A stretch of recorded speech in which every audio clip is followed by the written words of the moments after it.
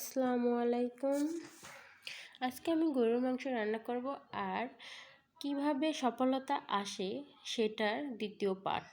গতকালকে 4 পর্যন্ত ছিল, আজকে 5 থেকে শুরু করছি। আত্মবিশ্বাস। সফলতা যদি কোনো অন্তরায় থাকে তা হচ্ছে আত্মবিশ্বাসের অভাব। যদি কেউ ভাবে আমি পারবো না, ব্যাস নিশ্চিতভাবে সে ব্যর্থ, কারণ সে চেষ্টা করে না বা চেষ্টা করার আগে আত্মবিশ্বাস হারিয়ে ফেলে। বিশ্বাসের মাত্রা হতে হবে খুব দৃশ্য।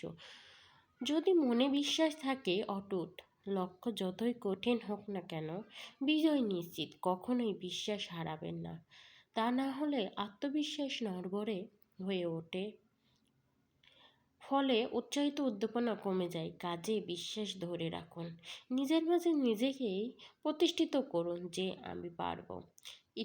6. ইতিবাচক মনোভাব। আপনার লক্ষ্যর প্রতি থাকা চাই আপনার ইতিবাচক মনোভাব।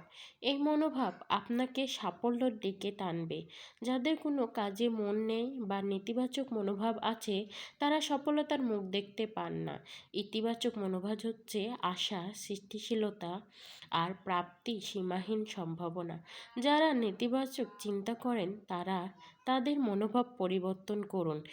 কোনো কাজে পজিটিভ ভাবুন, একান্ত নিজের করে নিন।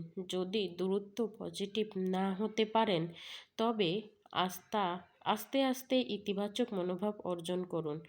সংক্রয় দক্ষতা বর্তমানে কালে সফলতার অন্যতম নিয়ামক। দক্ষতা কর্তব্যপরায়ণতার মাঝে সামান্য পার্থক্য আছে। কর্তব্যপরায়ণতা হচ্ছে কাজটি সঠিকভাবে করে ফেলা আর দক্ষতা হলো নিপুণভাবে কাজ করা। মোট কথা, সফল হতে চাইলে দুটোই প্রয়োজন আছে, অর্থাৎ সফল হতে হলে আপনাকে পরিকল্পনা অনুযায়ী কাজ তৎপর হতে হবে। 8. সময়ের সঠিক ব্যবহার। অনেক ক্ষেত্রে আমরা আজকের কাজ কালকের জন্য ফেলে রাখি।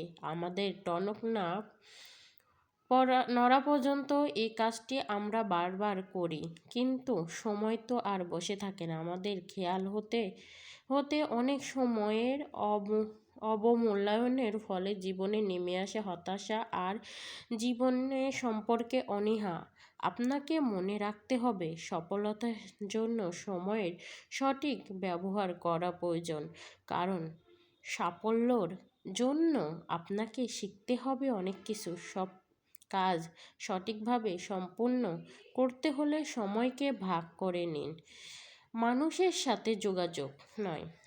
বর্তমানে সময়ে যোগাযোগের গুরুত্ব অনেক, আর বিজ্ঞান কল্যাণের মানুষের সাথে মানুষের যোগাযোগ খুব একটা ঝামেলা পোহাতে হয় না। তাই মানুষের সাথে সম্পর্ক একটা বড় বিষয়। মানুষ কখনো একা চলতে পারে না। মানুষের বেঁচে থাকা, মানুষের চলাফেরা, কর্ম সফলতা সব ক্ষেত্রেই দেখা যায় কোনো না কোনো কাজ হলেও।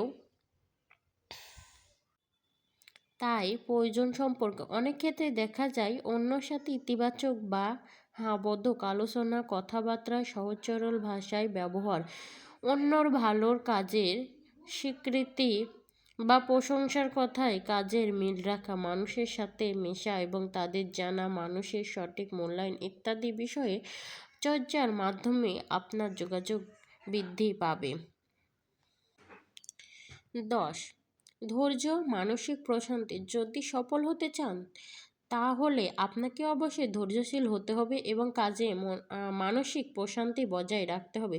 ধৈর্যশীলতা আপনাকে নতুন কাজে আগ্রহ জন্ম দেবে এবং প্রশান্তি বজায় থাকলে আপনি কাজটিকে আপনার একঘেয়ে মনে হবে না। অনেক ক্ষেত্রে ব্যর্থতা আসতে পারে, হাল ছাড়বেন না, ধৈর্য নিয়ে চেষ্টা করে যান, মনোবল নিয়ে কাজ করে নামুন।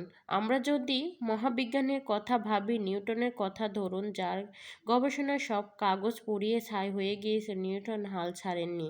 এডিসন